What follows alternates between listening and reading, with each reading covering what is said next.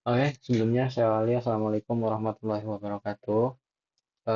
Sebelumnya perkenalkan, nama saya Eri Widianto dengan NIM 22111102235 dari kelas representasi pengetahuan EF02.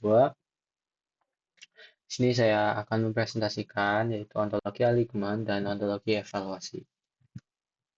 Eh, Apa sih sebenarnya itu ontologi? Jadi, ontologi itu tidak secara langsung mencerminkan realitas, tetapi menjadi proyeksi konseptual yang bergantung pada konteks. Komposisinya dipengaruhi oleh kebutuhan aplikasi tertentu dan dibatasi oleh konvensi serta restriksi yang berlaku. Kemudian, bagaimana sih ontologi itu apa ya berbeda gitu. Dalam ontologi sering muncul situasi di mana satu istilah memiliki konsep yang berbeda, seperti kata autor yang dapat merujuk pada penulis buku maupun pencipta dokumen. Namun sebaliknya, ada juga kondisi di mana istilah yang berbeda digunakan untuk menggambarkan konsep yang sama. Semisal ada author dan writer.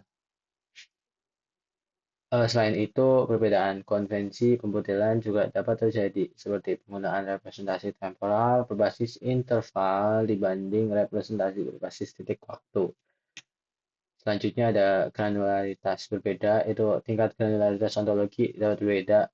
Misalnya pada genre literatur, satu ontologi hanya menggunakan kategori umum seperti fiction, sementara ontologi lain membaginya lebih rinci menjadi science fiction, political fiction, atau romantic fiction.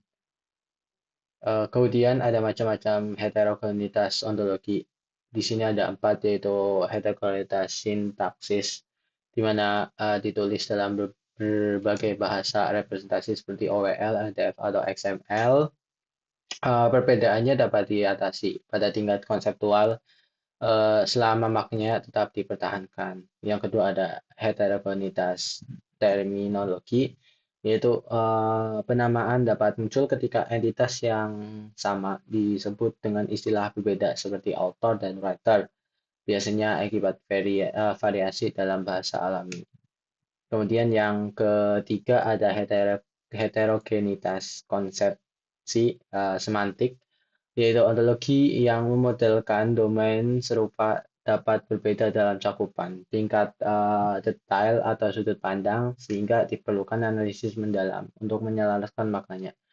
Selanjutnya ada heterogenitas semiotik atau pragmatik. Perbedaannya interpretasi manusia terhadap domain menyebabkan variasi makna yang sulit dideteksi otomatis dan hanya dapat dipahami melalui konteks penggunaan.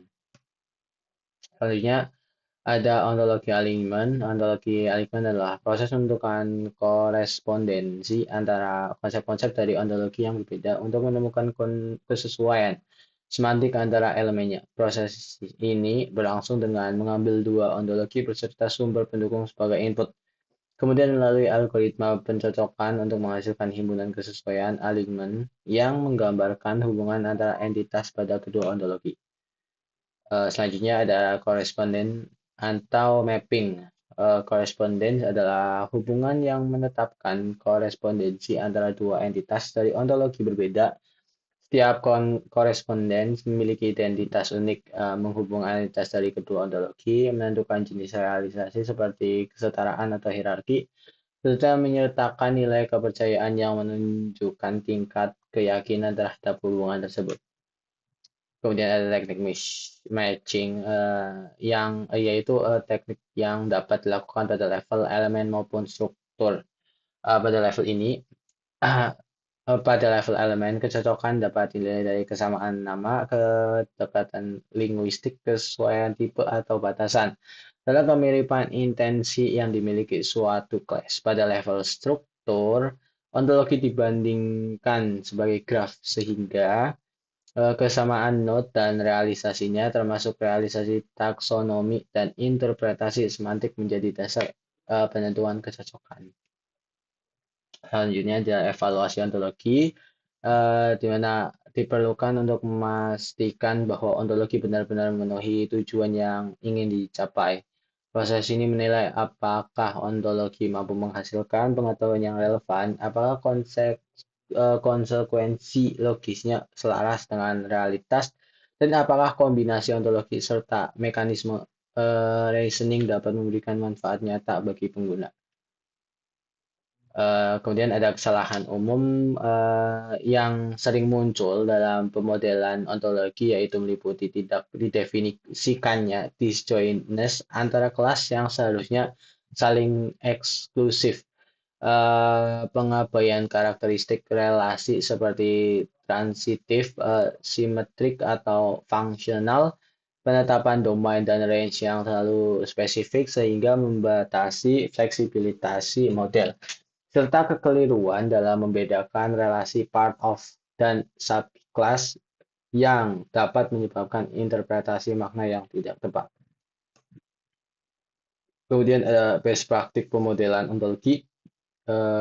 Itu perlu mengikuti prinsip-prinsip dasar seperti memastikan subclass benar-benar mewakili himpunan bagian dari kelas di atasnya, kemudian menetapkan disjointness pada kelas yang tidak boleh tumpang tindih, mendefinisikan karakteristik relasi secara jelas, serta menggunakan domain dan range yang cukup umum agar model tetap fleksibel. Selain itu, relasi part of harus berbeda dari subclass untuk menjaga keakurasian semantik. Kesimpulannya yaitu penerapan praktik terbaik dalam pemodelan ontologi membantu menjadi konsistensi, keselarasan, dan kejelasan struktur. Ontologi yang dirancang dengan baik akan lebih mudah diproses oleh mesin untuk reasoning secara efektif dan mampu memenuhi tujuan pengguna yang telah ditetapkan. Sekian dari saya. Kurang lebihnya terima kasih. Saya akhiri. Wassalamualaikum warahmatullahi wabarakatuh.